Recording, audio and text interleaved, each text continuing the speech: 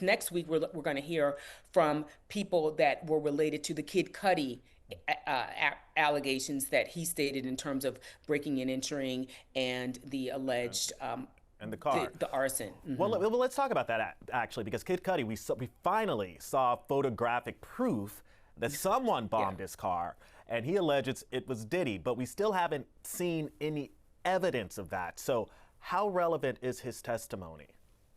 Well, again, you're going to have a principal witness that are to come to the stand and set the stage, which is what he did.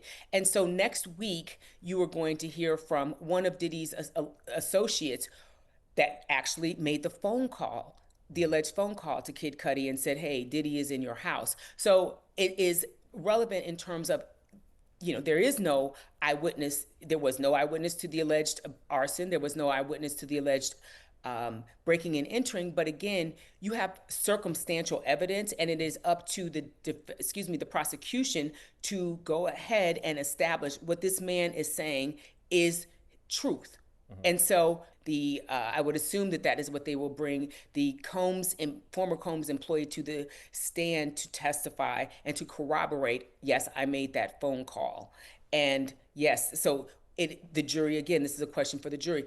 Do you believe this man's testimony beyond a reasonable doubt enough to talk and convince you that this defendant is guilty of arson? And in the indictment, they mentioned that it is multiple acts of arson. And again, this is circumstantial evidence because there was no proof that anybody did it. But if you bring in enough people to corroborate the testimony, that means that they are trying to establish that this testimony is truthful, and he had reason to believe that. And that is what these backup witnesses are going to establish.